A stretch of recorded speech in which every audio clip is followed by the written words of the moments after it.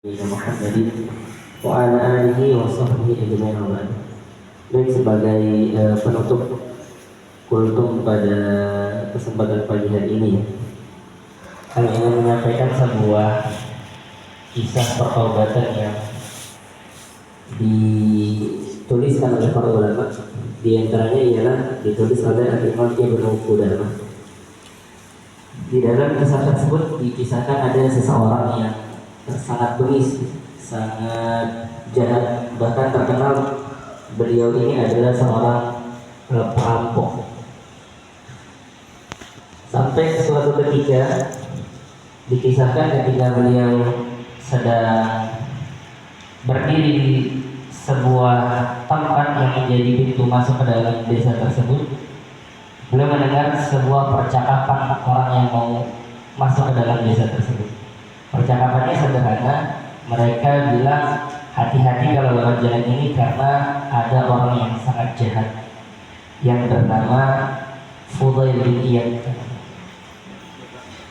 Nah, saat itu ternyata tanpa sengaja Fudail bin Iyad yang dimaksud mendengar, bahkan orang itu karena dia tidak kenal ngomong di depan Fudail bin Iyad. Apa yang terjadi ketika mendengar hal tersebut? Fudail merasa bahwa hadirnya dia itu menjadi hal yang tidak nyaman bagi orang lain.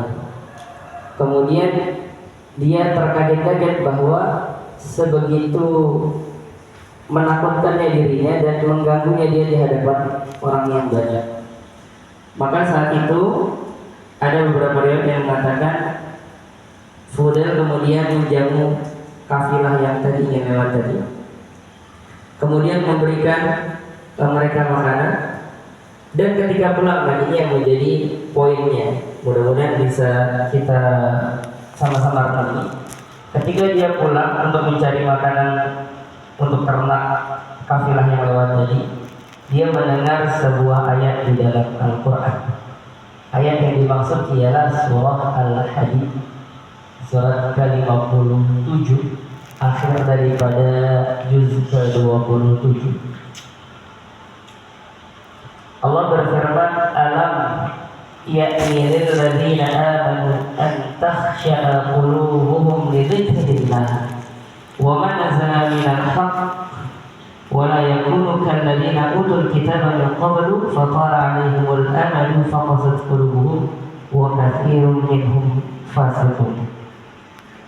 Di mana ayat itu menerangkan seolah-olah Allah sedang menyindir kepada orang-orang yang banyak berbuat kerusakan. Allah sedang mengingatkan orang-orang yang banyak berbuat dosa dan keburukan dengan mengatakan, belum datangkah waktunya bagi orang-orang yang menyatakan dirinya beriman untuk hati mereka tunduk mengingat Allah dan tunduk kepada kebenaran yang telah turun kepada mereka.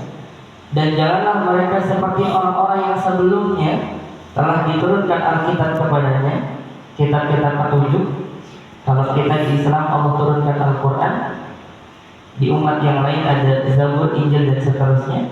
Kemudian berlalulah masa yang panjang atas mereka, lalu hati mereka menjadi keras dan kebanyakan di antara mereka adalah orang-orang yang fasik, orang-orang yang dosa. Jadi dikarenakan satu ayat ini saja, kemudian Fudail bin Iyad bertaubat kembali kepada Allah Subhanahu wa taala. Pertanyaan besarnya adalah, sudah berapakah ayat-ayat Al-Qur'an yang telah kita baca kemudian itu memberikan dampak yang signifikan kepada kehidupan kita?